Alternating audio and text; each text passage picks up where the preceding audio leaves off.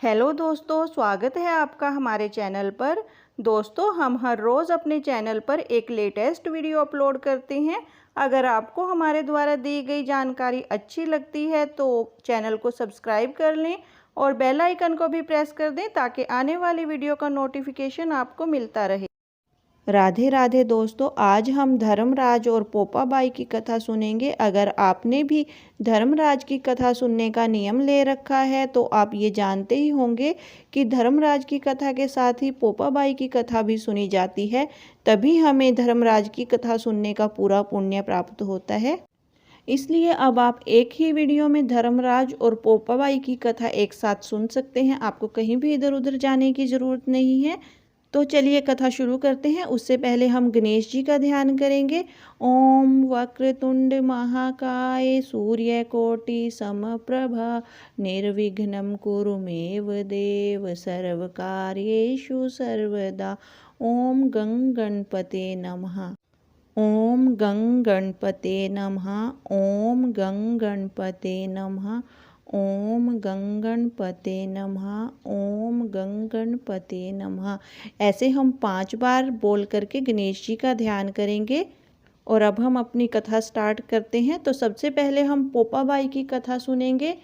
किसी गांव में एक भाई बहन रहते थे। भाई की शादी हो गई थी लेकिन उसकी बहन की शादी नहीं हुई थी। बहन का नाम पोपाबाई था। पोपाबाई हमेशा व्रत और नियम करती थी।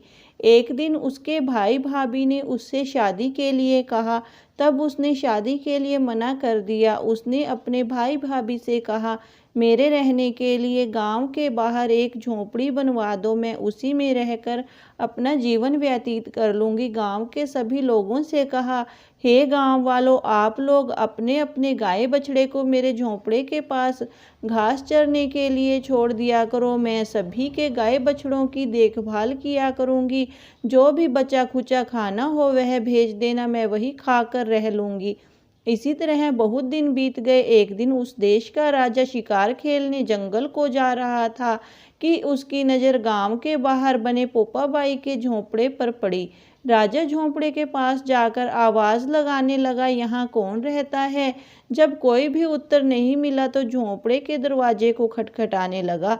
खटखटाने की आवाज़ सुनकर पोपाबाई ने अंदर से ही पूछा, बाहर कौन है? बार बार दरवाजा क्यों खटखटा रहे हो? क्या काम है? तब राजा ने उत्तर दिया, मैं इस देश का राजा हूँ, मैं तुम्हारे साथ विवाह करना चाहता हूँ। पोपाबाई ने कहा, अपने महल को लौट जाओ, मैं पुराए पुरुष का मुख नहीं देखती। लेकिन राजा ने उसकी बात पर ध्यान नहीं दिया और बलपूर्वक पोपाबाई को उठाकर अपने घोड़े पर बैठाकर महल की ओर चल पड़ा।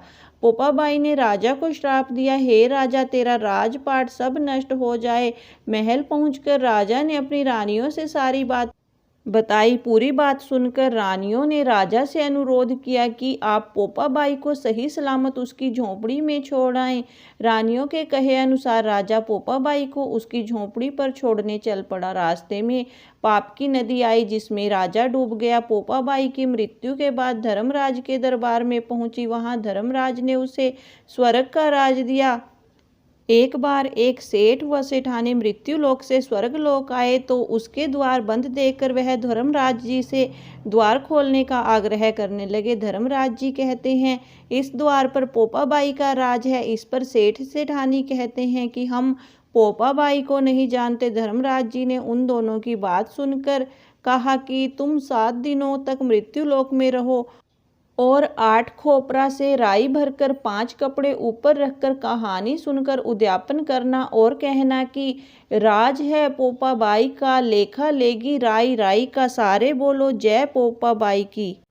अब हम धर्मराज जी की कहानी सुनेंगे। प्राचीन समय की बात है। एक नगर में 2 सेठानियां रहती थी।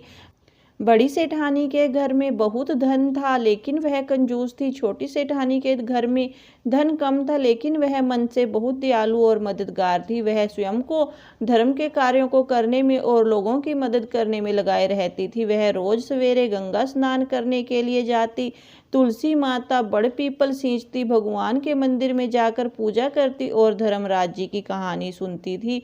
ऐसा करते करते दिन बीतने लगे और सेठानियाँ वृद्ध हो गई। तब भगवान के घर से बुलावा आया। छोटी सेठानी को लेने के लिए धर्मराज जी ने अपना विमान भेजा, जबकि बड़ी सेठानी को दूत मारते हुए ले जाने लगे। रास्ते में बड़ी सेठानी ने कहा कि मुझे भूख लगी है। तब दूत बोले कि तुमने जीवन में किसी को खाना खिलाया होगा तो तुम्हें खाना मिलेगा। थोड़ी देर बाद उसने फिर से कहा कि मुझे प्यास लगी है। तब दूत बोले कि यदि तुमने जीवन में किसी को पानी पिलाया होगा तभी तुम्हें पानी नसीब होगा। रास्ते में उसके कांटे चुभने लगे और तेज गर्मी पड़ने लगी, लेकिन दूत उसे घसीटते हुए ले गए। अब बड़ी सेठानी बहुत पछताने लगी कि मेरे पास सब कुछ होते हुए भी कभी दान धर्म नहीं किया। इतनी देर में धर्मराज जी का दरबार आ गया। वहां जाकर उसने देखा कि छोटी सेठानी भगवान के पास सिंहासन पर बैठी थी। उधर बड़ी सेठानी को तपते हुए कुंड में डाल दिया गया। तब बड़ी सेठानी बोली कि मुझे 1.25 पहर का समय दीजिए, मैं वापस आकर दंड भोग लूंगी। धर्मराज जी बोले ठीक है। बड़ी सेठानी के शरीर में वापस प्राण डाल दिए गए। धरती पर आते ही उसने पंडितों को बुलाकर धर्मराज जी की कहानी सुनी और सब तरह के दान धर्म किए। इतने में समय पूरा हो गया। अब की बार बड़ी सेठानी को लेने धर्मराज जी का विमान आया। 1.25 पहर के दान धर्म और धर्मराज जी की कहानी सुनने से ही बड़ी सेठानी को स्वर्ग की प्राप्ति हुई। हे धर्मराज जी, जैसी कृपा आपने सेठानी पर करी वैसी सब पर करना। धर्मराज जी की कहानी सुनने वाले, कहने वाले, हुंकारा भरने वाले और उनके पूरे परिवार पर कृपा करना। घटती हो सो पूरी हो, पूरी हो परवान चढ़े, भूली बिसरी नाम तेरे भंडार भरे। आशा करती हूँ कि आपको धर्मराज और पोपाबाई की कहानी का ये वीडियो ज़रूर पसंद आया होगा।